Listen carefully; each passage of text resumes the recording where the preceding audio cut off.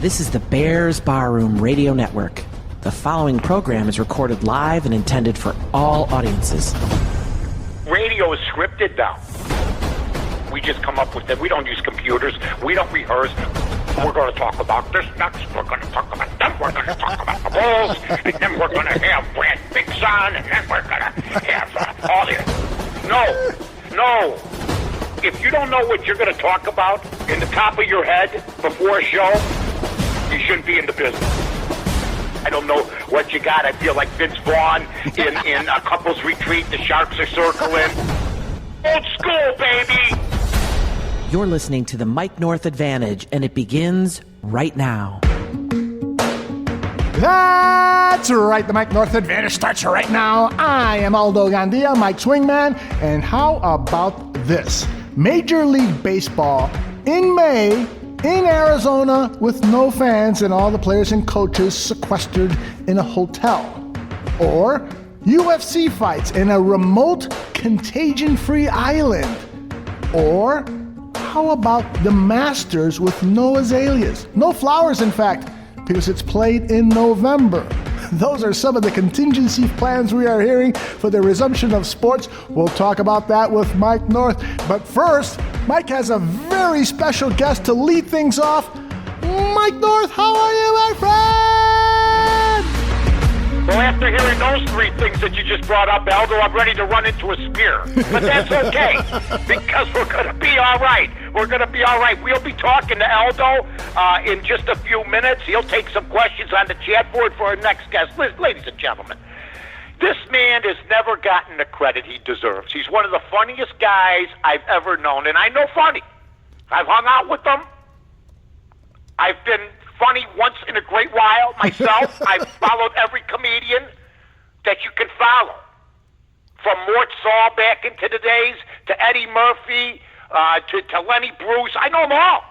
Robin Williams, and this guy is up there when it comes to being funny, because I took more rides with this guy when we used to do our stuff for Hollywood Casino, these shows, and he used to do characters and everything else. And then what happened was, because he was my sidekick on those great shows at Hollywood Casino and at Pasta, we formed a great friendship, and with that friendship became trust in each other. I'd hear him do a parody or something.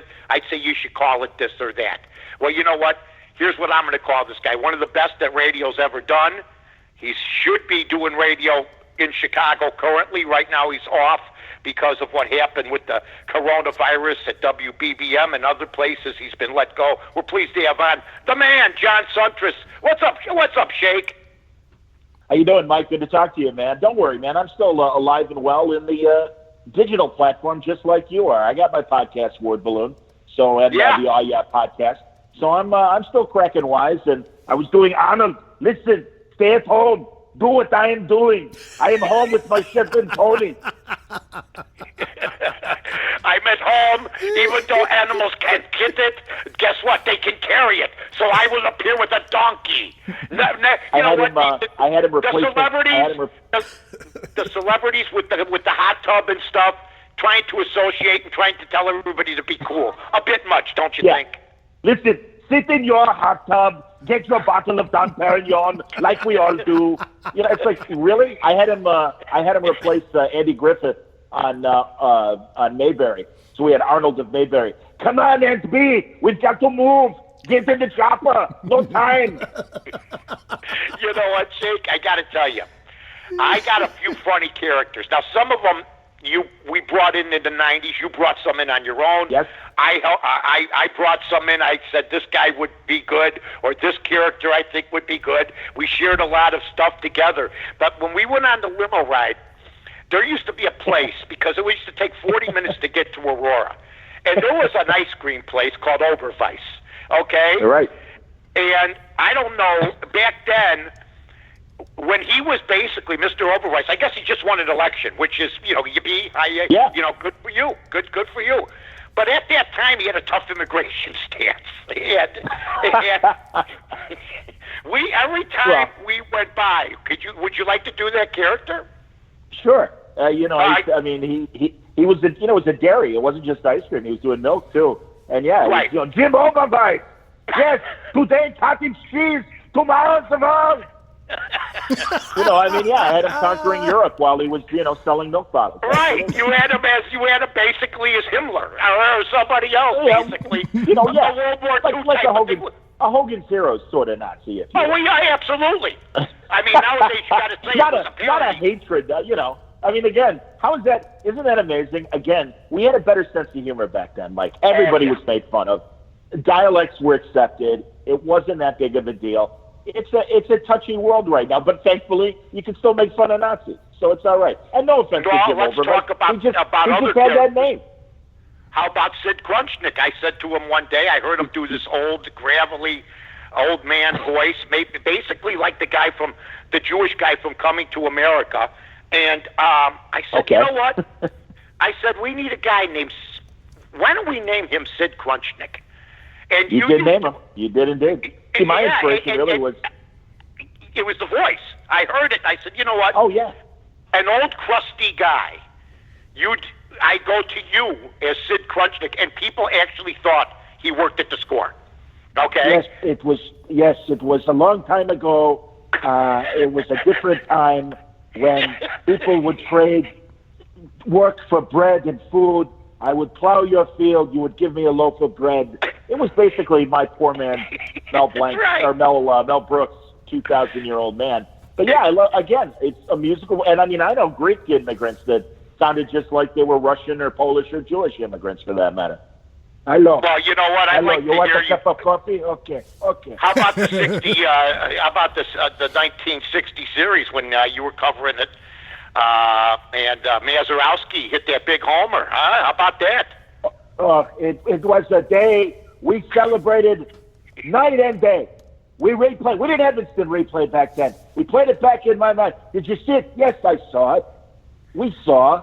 You don't have to tell me. Just keep drinking. It's all right.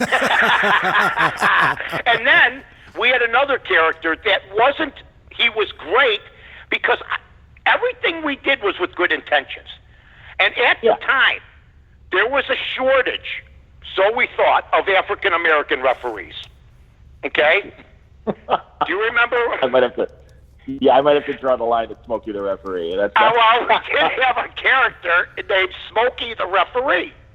That kind of an African American guy who was a businessman. Okay.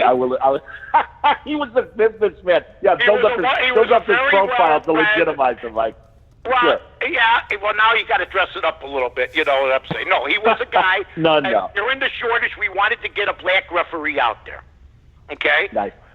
Now, would you like to do him, or are you smoking? No. My attorney is shaking his head. No. Honestly, Mike. Listen, sensibilities change. I absolutely respect that. It was all done. Hold on. It was. Let me say my piece because. Because honestly, some people might be even offended of what we're saying right now. And all I'll say is, it was obviously done in just fun. Dan Jiggets was there. He understood what we were doing. And really, it was no different than, playing with other ethnicities. I grew up with Mel Blanc doing a million different dialects, and Bill Dana, and, Mel Brooks, for that matter. A lot of great, comedians would do character voices that weren't necessarily their ethnicity. And it was all in harmless fun. Times have changed, and I respect that. And that's why I agree with my attorney. I don't mind describing it, and I'll cop to it. But, it was a different time, and it's like, okay, and I don't mind that. Mores change. We had the Victorian age in the 1890s, and, we also had, hell, man, your own ethnicity yourself. You're half Irish. You had that period when the Irish were picked on. It happens. The Italians were picked on. We still are picked on, and don't ever forget it, except at the good church. There you go. That's right. That's right. Another character of mine was Father Pat. Yeah, I'm okay with the white character. From North and John. Absolutely. Listen. Oh, come on now. The white. Oh, absolutely. By the way, been watching a lot of TCM, and I don't know why they decided yesterday to play the films that featured diseases. Maybe just I mean, seriously. Really? They had a couple. There was a disease like on science fiction stuff. Like Andromeda? like Andromeda Strain, stuff like that, where they had like the big There was a viruses couple that movies like that yesterday. Oh my sorta, God! Kind What are of. they But then they had the one with Walter Pidgeon and Leslie Nielsen, The War of the Worlds, and some other stuff. Oh, Forbidden Planet. Yeah, that's a great movie. That's got a disease movie. Yeah, I love that movie. Oh man, and what's your face? Honey West was in that movie, and Baxter, which is very young, right? Oh yeah, absolutely. And then they also had on this week a full day of Japanese or Asian movies with subtitles. Okay, Toshiro Mifune. Yeah, Mifune and the great Kurosawa director. Oh yeah. No, that's the great thing about TCM. Hey, have they had a day lately with Tony Curtis? I would have liked an entire day with Tony Curtis. They had some like it hot. They had some like it hot on. I'm not the biggest fan of that movie. I like some of the scenes, but I'm not a huge fan of that movie like some other people are. I like it. I can sit through it. The guy I can't sit through. I can't sit through Fred Astaire. I'm sorry. Since I was a kid, really? I can't watch the guy. I know the guy was great. I'm a big fan. I love it. No, wait, I love him as a dancer. Don't get me wrong. I just, I'm more of a Gene Kelly. I can watch Singing in the Rain a lot easier than I can watch Top Hat. Royal Wedding. You know what I'm saying? Yeah, no, I get it. But for me, it was his charm because he wasn't the best singer and he wasn't the best actor, but he had charisma. And that's, that used to carry an actor really far away. What did I just see? They're going to remake, Night of the Hunter, the great movie with, what's his face? Robert Mitchum. No. Yeah, Mitchum. Thank you, Aldo. Absolutely. And I'm like, that was a Mitchum vehicle. That was the right actor using the material. But obviously it was Mitchum's performance that really made that film, be amazing. And again, just like when they remade Flight of the Phoenix with Dennis Quaid. No, you need Jimmy Stewart. Now, how the hell are we going to get the plane off the ground, off the desert here, Harry? I didn't even bother to go see it. I have never watched it with Dennis Quaid. I won't watch it with Dennis Quaid because it's a Jimmy Stewart movie. My dad took me to see it. I'm sorry, I just won't watch the remake. Maybe someday when I'm bored, I'll turn it on. I'm not going to bum rap it.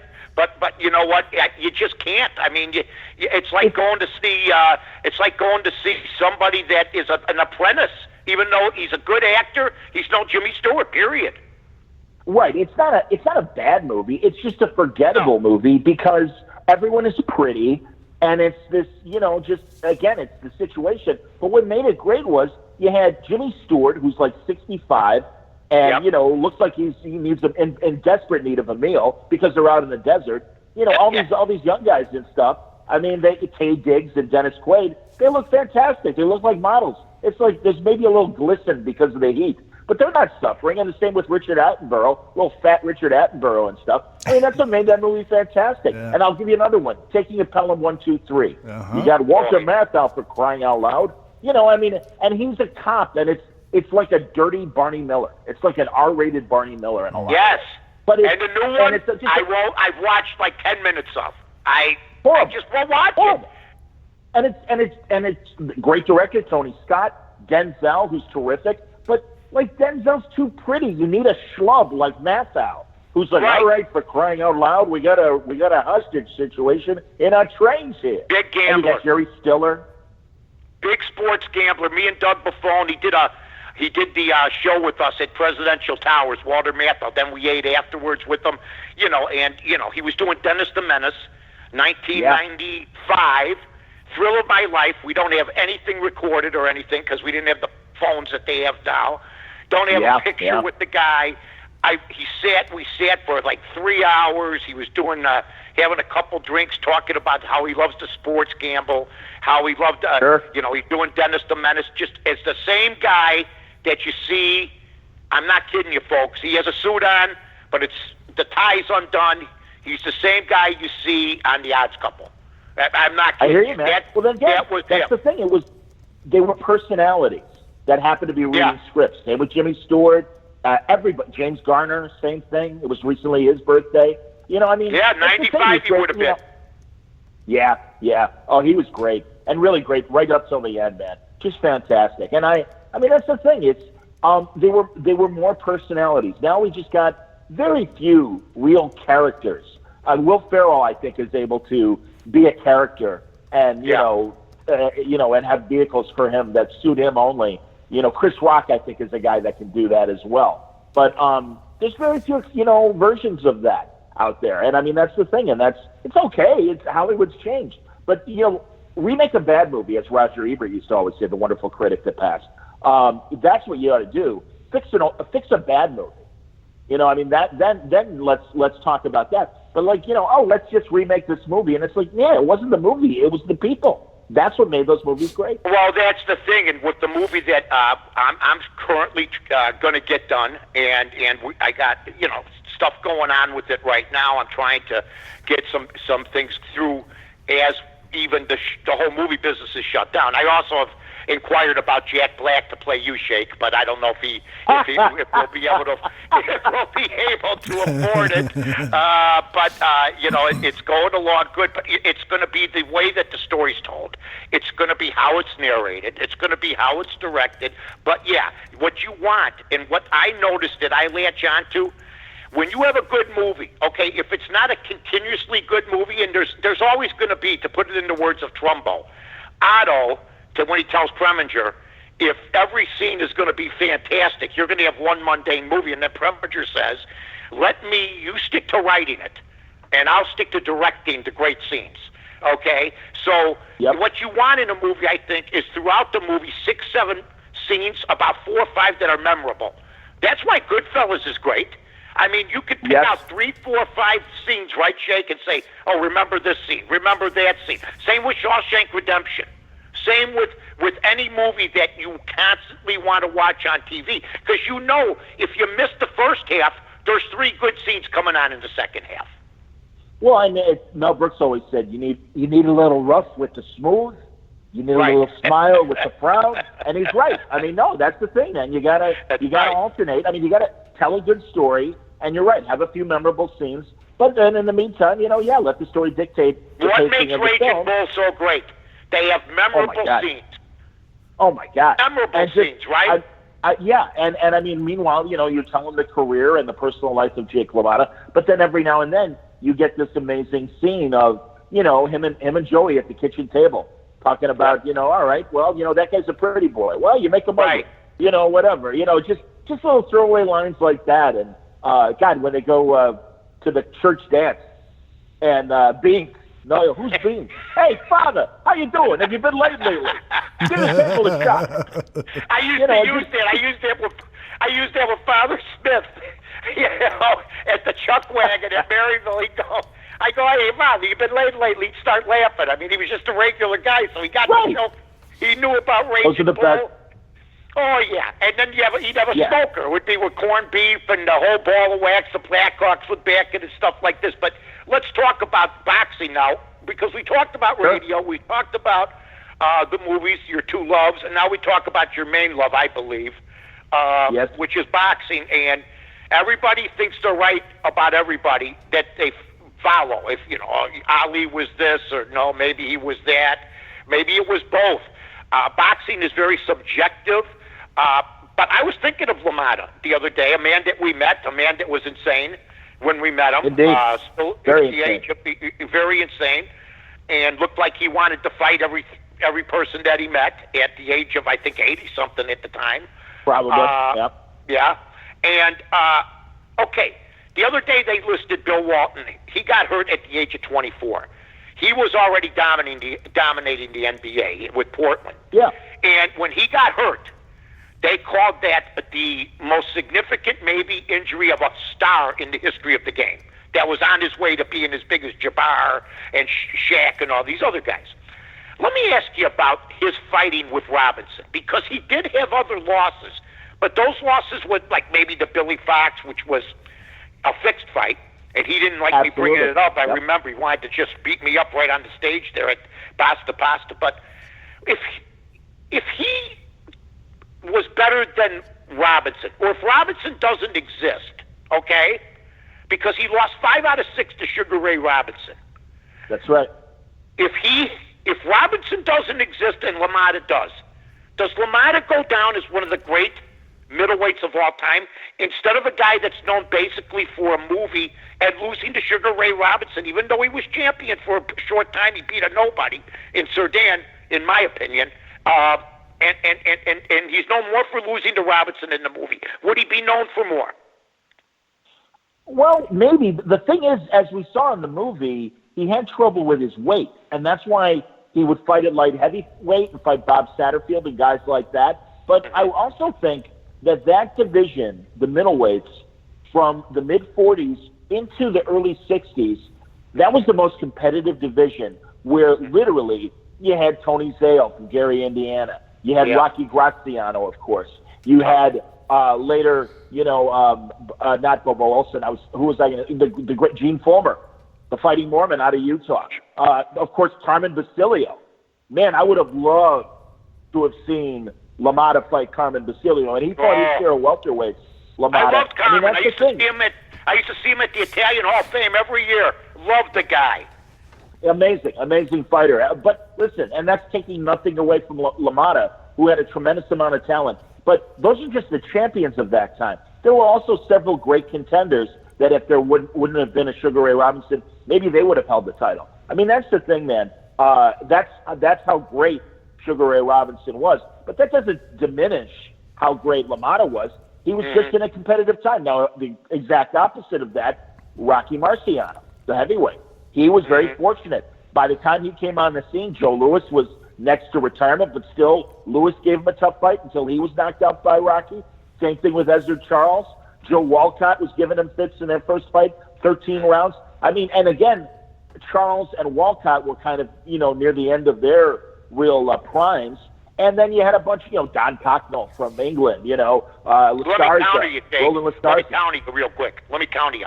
Sure. Okay, what does the Billy Conn fight with Joe Louis, where he should have won the fight if he fights smart and doesn't fight dumb at the end? Yeah. He beats Joe Louis. Okay, that's the only blemish I see until Louis got older. He had more problems with the government than he had with anybody else. So what does that fight do to him?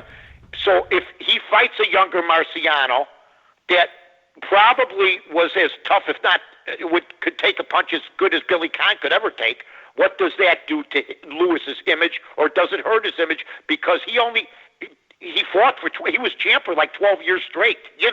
It's like he took down 20 and over 20 title defenses. And he hit his bum of the month club. He remained champion during the war years. I think the first Billy Conn fight, you're right. If Billy Conn had stayed on his feet and was boxing him more, he might have become the heavyweight champion. But he decided to go toe-to-toe and, I'm going to try and knock the guy out. Really stupid. That's the thing with Joe Louis. Do not get in within his range. Because I even think if Louis were to be able to trap Muhammad Ali, he could have knocked Muhammad Ali out. Absolutely. And the other tough fight of Lewis's career was against Joe Walcott.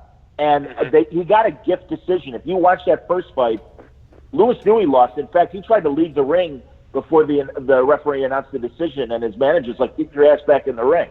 And then they announced it, and he knew he lost. So he got his act together for the rematch, and he beat him, and he convincingly beat him. And then he was going to retire. And God, Mike, I'll tell you, that whole period of when Louis let go of the title and till the end of his life, really, that is when the misery began. And it's a fascinating period that I would really like to document on a podcast. I'm teaching right now at Columbia College, teaching online, obviously, during the virus. But if I had more time, and once that semester's over, I'll be putting that podcast out about that post-Joe Louis era. How are the kids listed? Are you listed as a Professor Shaky Siuntres? They call me when I get official communiques from the college, it is Dear Professor Siuntres. I feel like Phineas J. Whoopi from Tennessee Tuxedo. Well, boy, get out the 3D BB. Yeah, it's crazy. How are they? Do they have the working attitude that let's say back in 92, 93 days? Did they have that don't get them attitude? Yeah, they still got it? Yeah, some of them honestly do. No, I've got 12 kids in the class, and I would say more than half of them are eager and take to the assignments and give you a full effort. But you got a couple. I mean, just like school, man. You got a couple slackers out there. I got a couple sweat hogs if I could be the for a second. Absolutely, beautiful. Man. Oh, that's beautiful. We're with our buddy John Shaky Siuntres. And Aldo, it's time for our buddy Aldo Gandia to come on. He's got a couple questions plus chat board stuff. Aldo? Hey, John. This is a great interview. Lots of fun. Hey, John, I want to start by asking you, share with our audience about your podcast, which has over 1,300 shows. It was created in 2005. Tell us a little bit about Word Balloon with John Siuntres.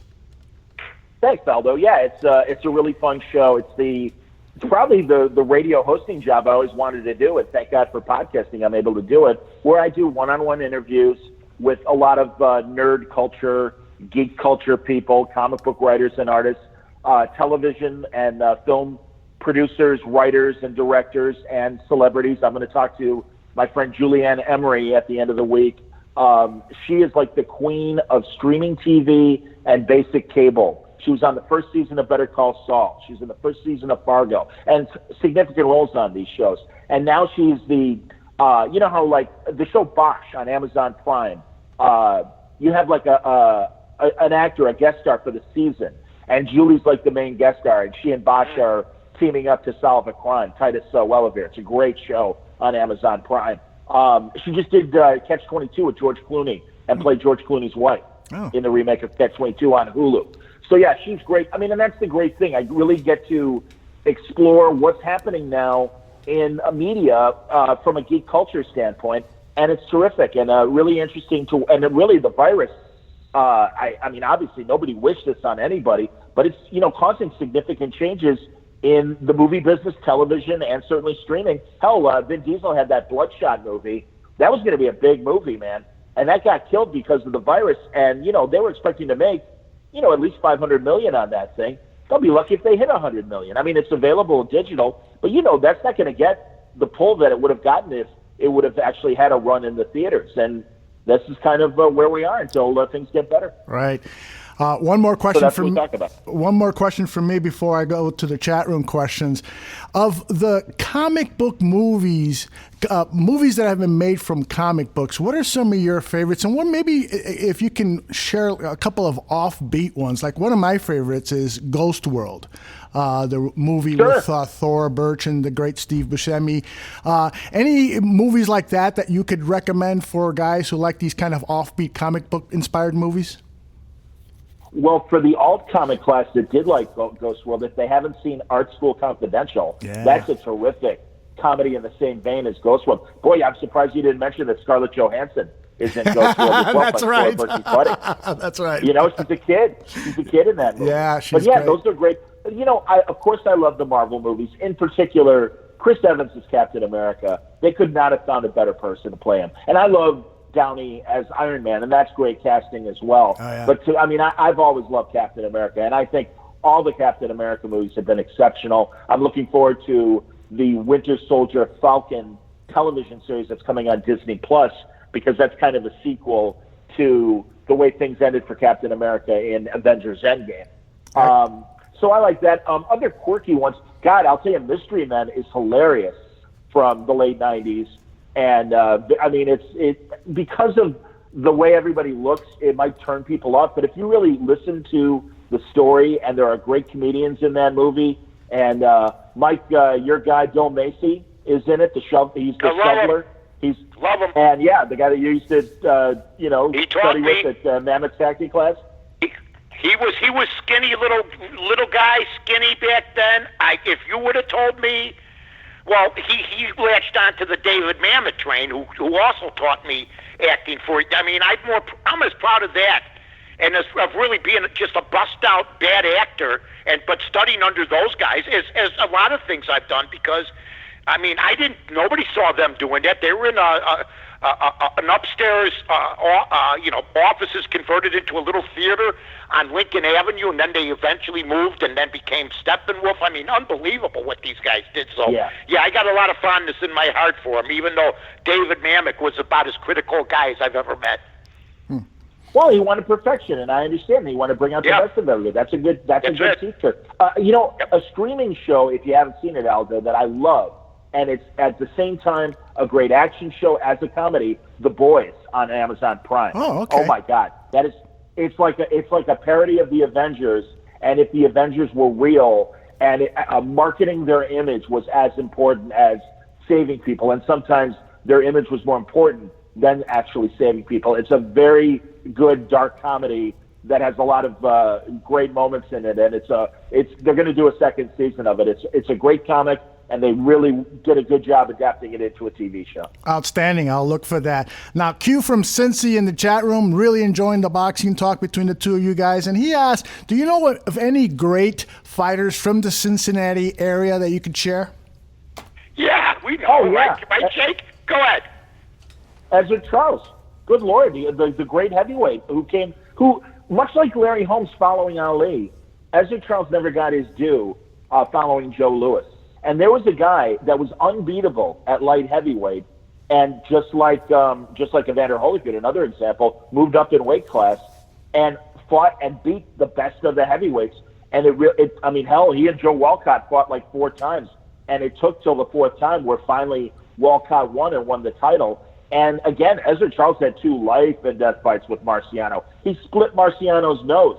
And another referee could have stopped that fight and given the belt to Charles. They would have stopped it today.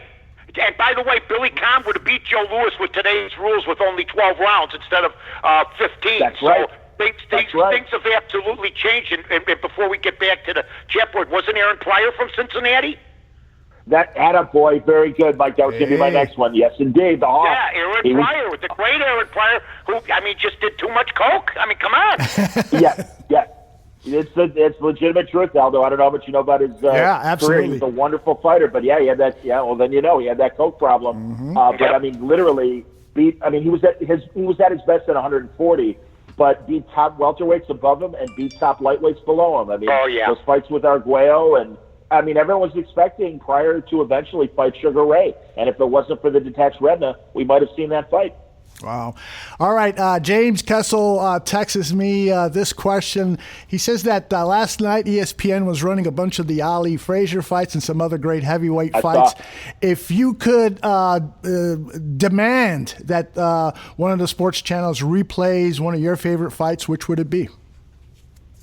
Well, I'll tell you, I have really been, as opposed to going to commercial television, I have been scanning YouTube like a fiend, even before the virus.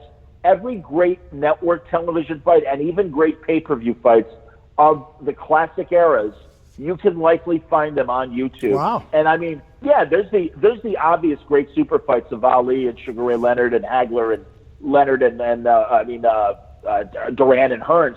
But I'm looking at like Michael Spinks as the light heavyweight, who was unbeatable, and even other great Cornelius Bosa Edwards at lightweight, and Victor Galindez, another light heavyweight champion. So I'm looking for with Duran was great to watch. Anything with when Duran came to fight both, except when he had to leave the ring that one time. The Ali Frazier fights, the 3 of them are the greatest I've ever seen as far as a trilogy. Nobody will ever top those 3, in my opinion. That's just the way it is. Just for the impact. Oh, it was dramatic. Sport. Absolutely, Mike, and it was personal. It was personal, especially for Joe Frazier. Good Lord, it was personal. What about? Really, that 3rd fight. I love that exchange in the ring, where in the middle of the fight, Ali said, "They told me you were already through and that you were washed up." And Frazier replied, "They lied," and hit him a couple more times. Man. Got a sense of humor, no matter what.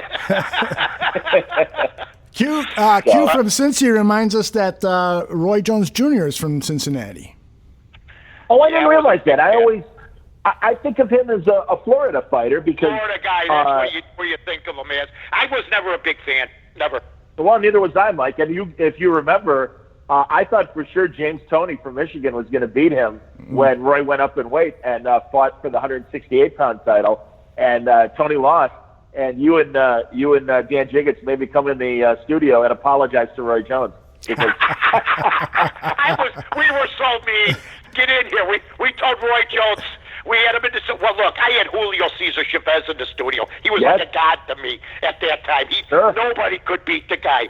Nobody. And I mean, some of the great boxers I've met from the Italian Hall of Fame, from Basilio all the way to. I mean, I met Vince Papali from the Invincible, the football player. Just some great guy. Shake, we appreciate it, buddy. We really, really do, Hey, my man. pleasure, guys. And what's the podcast again and everything else? Give the information out. Sure. Word Balloon, like word, WORD, and then BALLOON, wordballoon.com. Go there. My podcast is on iTunes, all the Stitcher, all the different podcast platforms. Wherever you can find a podcast, you'll find Word Balloon. And yeah, man, I'm cranking out episodes to keep everybody entertained during the virus, just like you guys are. Great.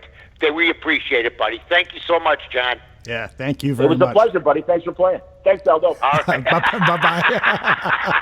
We're happy you had us. Thanks, pal. Our buddy John Shaky Siuntres. One of the best, Aldo. One Does of the imitation. best. Absolutely. He is so entertaining. And the voices that he does is just outstanding. This guy, you know what? There's so many treasures in Chicago broadcasts that I am always astounded that they don't get more, and in some cases, any national acclaim. I'll give you another name. John Bulldog Drummond, who I used to work with at WBBM TV, one of the greatest crime reporters in the history of broadcasting, radio, TV, whatever. And I was just dumbfounded that there wasn't some national producer who didn't give him his own show so that he could do what he does best, which is cover crime and do it in that incredible fashion that he did. Well, you know what? I'm not saying that nobody didn't help the guy, because I've seen him in tapes when it comes to certain things, like whether he was covered the mob, which nobody ever did better than him. Mm-hmm. Nobody covered the mob better than John Drummond. Believe me, folks, when I tell you this. And he did my show a couple times on The Score, and he told me, man, boy, you know your criminal stuff. Mm-hmm. I go, well, and I took that as a great compliment, but I knew that I didn't know as much as this guy, and he had all the ins and outs. But you're right. And you know what? Bill Curtis could have had him. Bill Curtis had his own deal, and they worked together.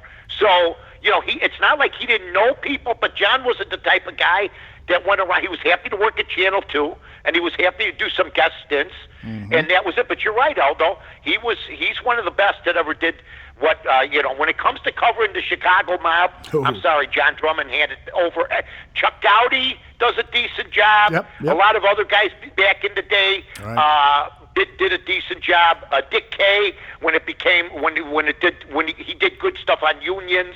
Everybody had their specialty back then, but the reporters, in my opinion, were way better than they are now. Absolutely. To be honest with you, they were big stars in Chicago. Mm-hmm. Hey, quick correction here. Q from Cincy didn't intend that Roy Jones was from Cincy, only that he was remarking that he had some great fights. But you, Mike, said that you weren't a big Roy Jones Jr. fan, huh?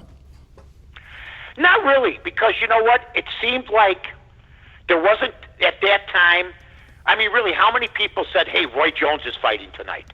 You know, he just didn't have the De La Hoya magic, even though Roy Jones, I think, was a better fighter than De La Hoya. He didn't have the Sugar Ray Robinson pizzazz.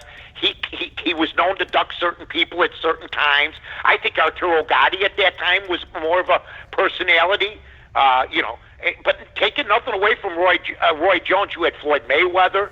You know, you had a lot of other guys that had more pizzazz, in my opinion. Not taking anything away from him as a fighter. His style bored me. He didn't really have knockouts. They went a lot of rounds and stuff like that. And every so often you want to see a fight stopped by a dominant champion. And he didn't do a whole lot for me. Right. Hart 4803 in the chat room says that Roy was a very technical fighter, and that is so true. He fought boring fights because he just really worked hard at not getting hit. Right. It was a boring, but see, Mayweather worked hard at not getting hit, but Mayweather was flashy. Yes. Roy Jones was just boring. Yeah. And most of his opponents were boring. Mm-hmm. And, I'm not going to take anything away from him, but I wouldn't put him in my top 15 of all-time fighters or anything like that. That's for sure. Mm. Hey, Mike, I want to talk to you about some of the plans that these major league sports have for potentially getting back on track. Now, let's start with Major League Baseball. There's a plan being floated around that perhaps they can start the season in May, play all of their games in the spring training parks out in the Arizona area, sequester all the players, coaches, managers, staffs in a hotel or two or three, what have you, and just play these games with very little fans, if any fans at all, out in Arizona and try to start this season in mid-May. Your thoughts on that idea? I think it's a dumb idea. I think you just ride this out for as long, and then you just get back. And I think next year, hopefully, they'll have a vaccine for this stuff. They're already reporting, a lot of hospitals are reporting they're not getting as many as they thought. Maybe things are starting to turn around. Mm-hmm. We got to still be careful, but sooner or later, everybody's got to get back. I mean, the National Football League is the only one that really hasn't postponed anything. They're going to do their drafts. I mean, okay, fine. They're going to teleconference the draft, but I think that's a horrible idea. And I know there's ball players that are in to do it. They want to play, and there's other guys that say, I got to worry about my family. Sooner or later, people are going to have to get back. So I would just wait it out and see what happens and play an abbreviated schedule if they have to. Now, at the home ballparks everywhere, we're going to have to get back sooner or later. Right. I mean, if we're still in this position like 5 or 6 months from now, we're done anyway, so it doesn't matter. Yeah, we'll be headed to a great depression for sure. Absolutely. And so, I mean, you know what? And you know what? I got to see. And while and now, I have an EMT buddy, and that told me 2 weeks ago that he goes, I want two things. He doesn't like social media, okay? But he knows I'm on social media, and I love it, and you love it. Bears Bar, we got 10,400. I mean, we're rolling now. We're starting to get going towards 11,000 followers. We'd like to get more. And he says to me, number one, he goes, I had a gunshot victim 2 weeks ago that died, and they put coronavirus as a cause. Because what happened is he got shot. He was on life support, basically, but then the virus hit.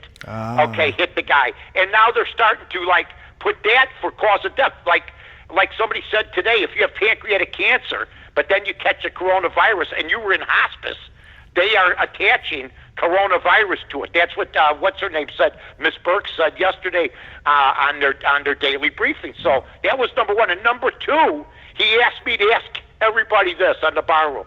He says all the first responders that are showing up to work are being called heroes like us. But every firehouse and police department and everyone within the city knows there are cowards or two.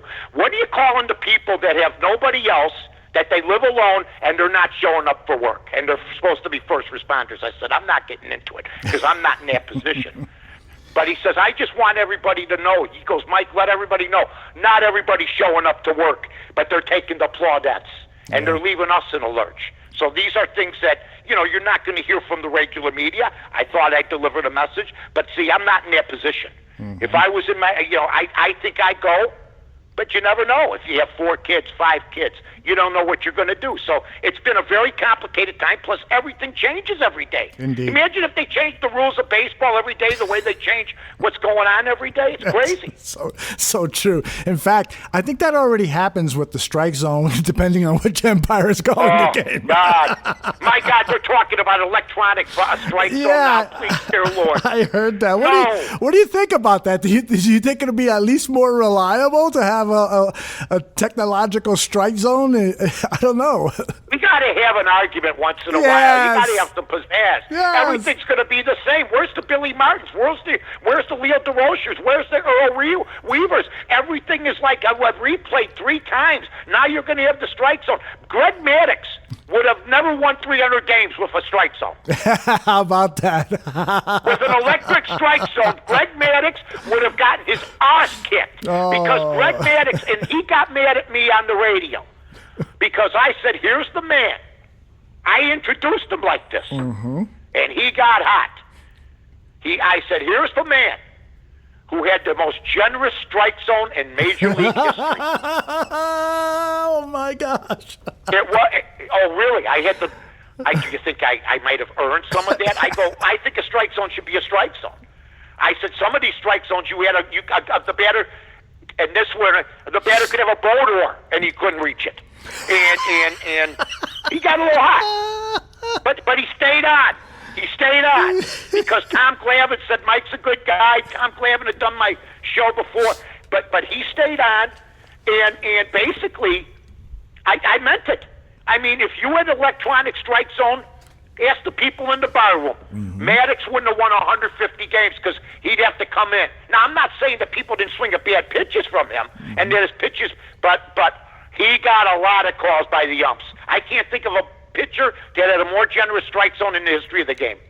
Speaking of staying on during a radio interview, correct me if my memory is wrong. I recall you interviewing Pete Rose and that interview ending a little early. Am I right on that? Pete was a buddy of mine.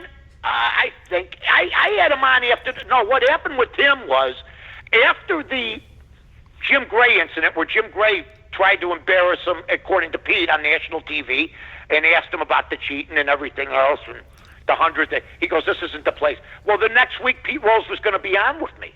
Here's what happened. He was supposed to be on my TV show, Pasta Pasta. We were on Channel 2. I said, Pete, he calls me on a Monday. And we did the show. I think BB was the producer of that show, 2 Emmys for my girl, and happy birthday to my girl, BB, belatedly yesterday. And for all the people that gave BB some nice wishes, like including Aldo, appreciate it very much. She does.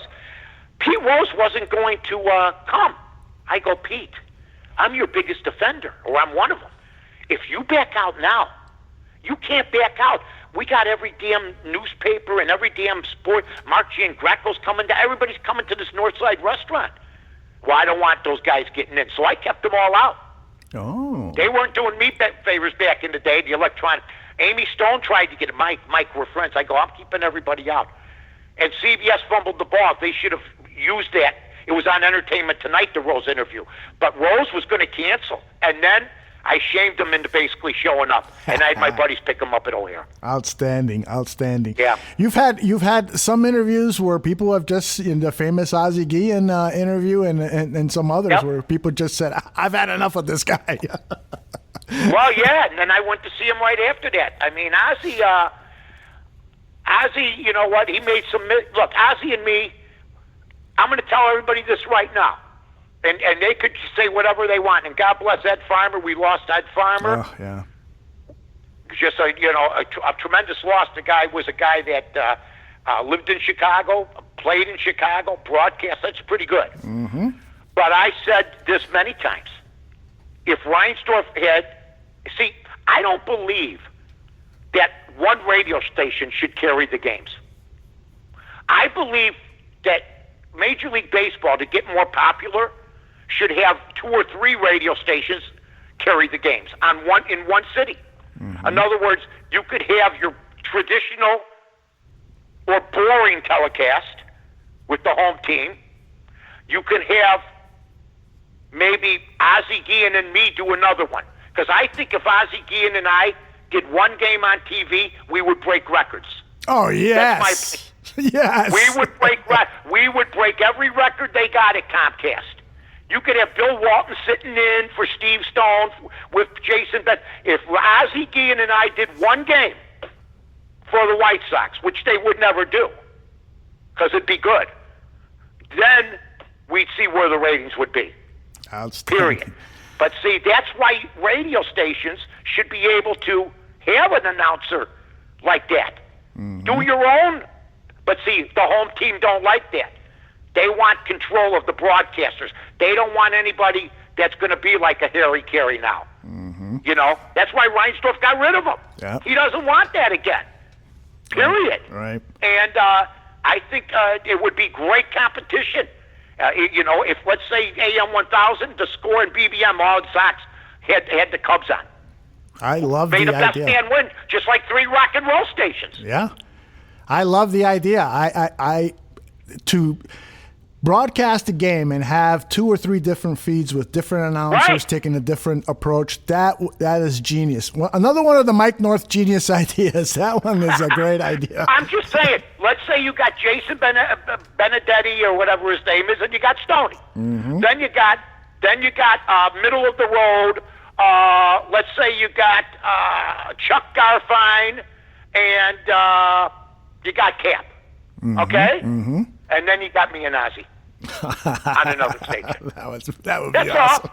all. I don't get, because see, they want control of the announcers, and that's why baseball's boring. Yes. Period. You're absolutely right. You want to bring people to the ballpark?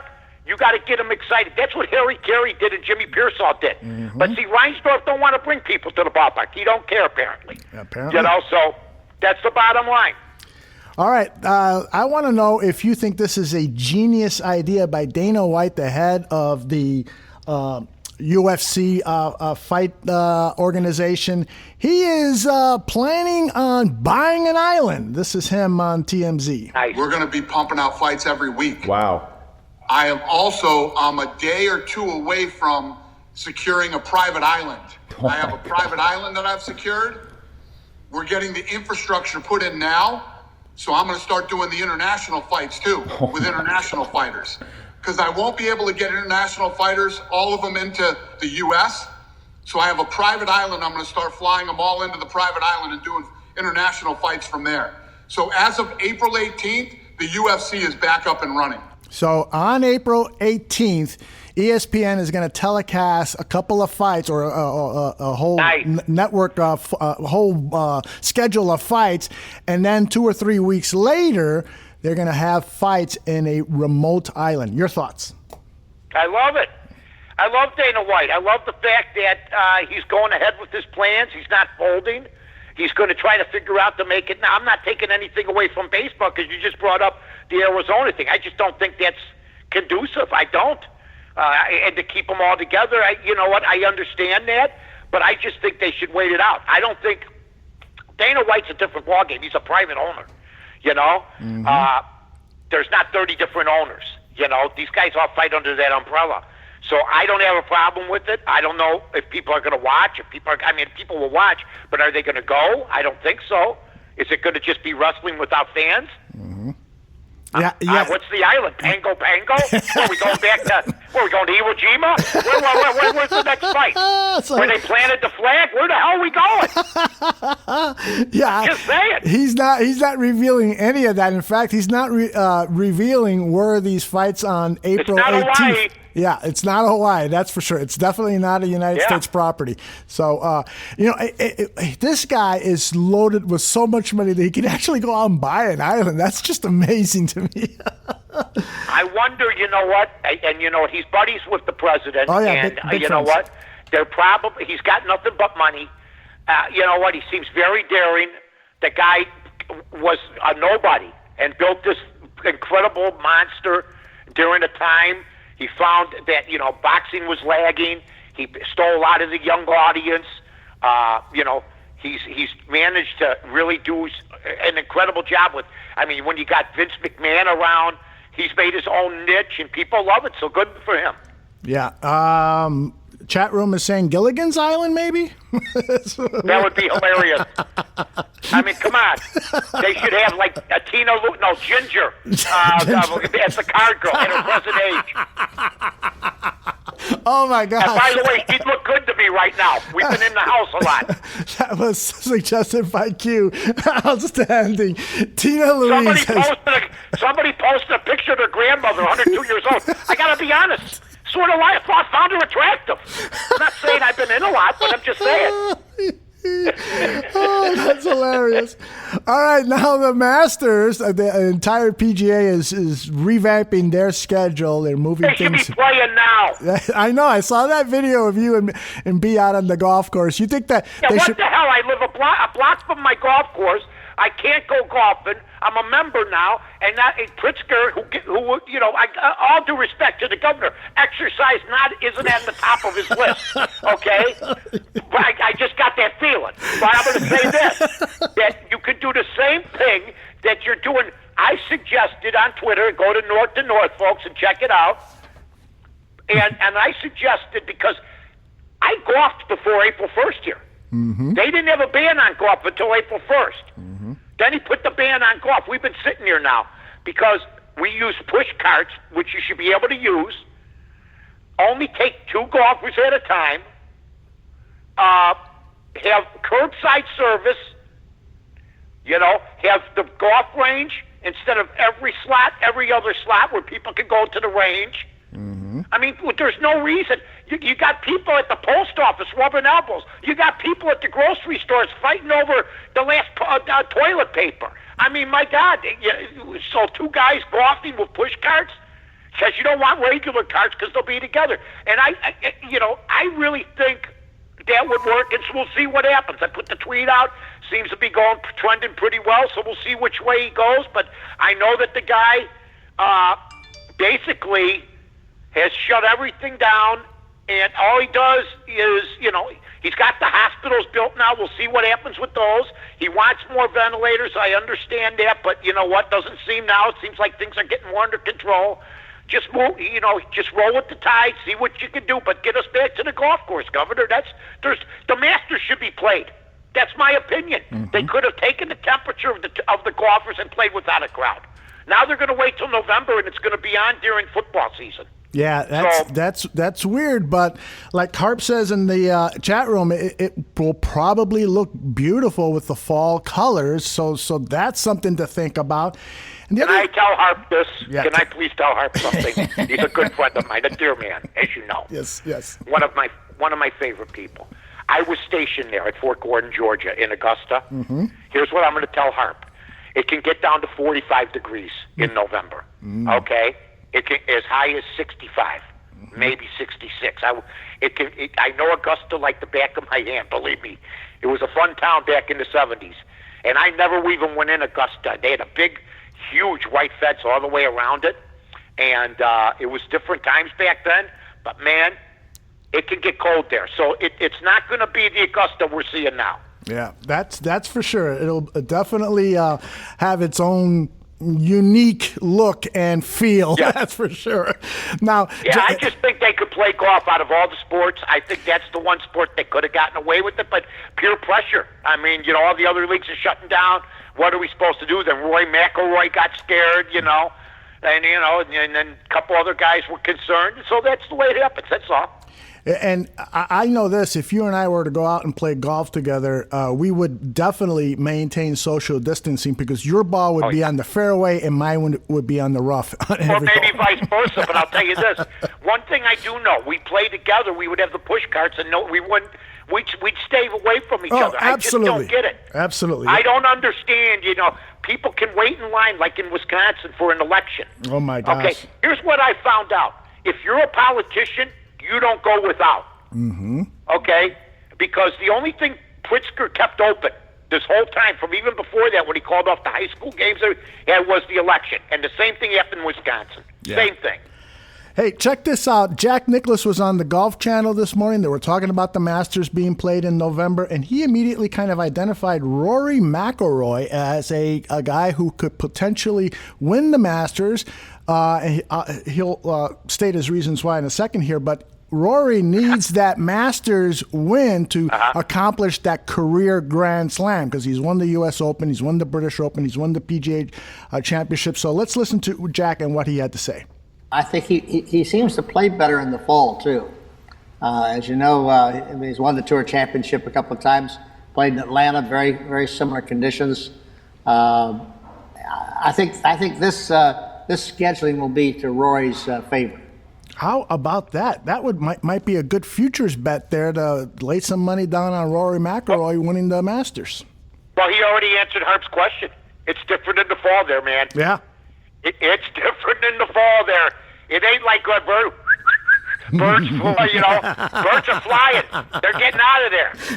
Oh, that's right. No birds chirping. No, but you know what? It's such a tough field. But Rory, he was rolling when this whole thing stopped. Yeah. Who's going to be in? I think this is going for everybody in sports, including golfers. who's going to be in the best shape when they come out. I mean, I've already put on a couple pounds. Elder, have you put on any weight yet? Yes, I have. So have I. Yes. I'm going to the candy cabinet like I'm a lion on a flamingo, for Christ's sake. Mm-hmm. You know, every day I say I'm on a diet. Every night I break it. It's ridiculous. But I like Koepka. I think golfers, all these golfers aren't going to worry about if it's about 10 degrees colder than it usually is, or 15. Yeah, I agree, especially the European I got golfers. one for you I want to ask you. Okay. In all the years, this Bears Barroom is known for one thing, right? Mm-hmm. Bears. I mean, over anything else, we got the Bears. Are people really burning Trubisky jerseys? Seriously. Apparently, somebody posted a video. I saw it with my very own eyes, and I don't get it. What is wrong with Bear fans? I don't get it. I cannot believe that Bear fans or anybody, you're rooting, against the guy. Rick Morrissey of the Sun-Times already said it's Foles' job to lose. I don't know how he came up with that, unless the Bears are leaking stuff to him to write something like that. How do you even know that? Did you even watch him last year? I posted Nick Foles throwing interceptions the other day. Nobody wants to even go to it. Yeah. They don't want to see the bad news. Mm-hmm. This guy signed for $88 million for 4 years, and he signed for 20 for 2. 20 for 2 years with the Bears, and we act like the Bears have broken the bank. Yeah, they got out. Jacksonville got out of a bad deal. Yeah.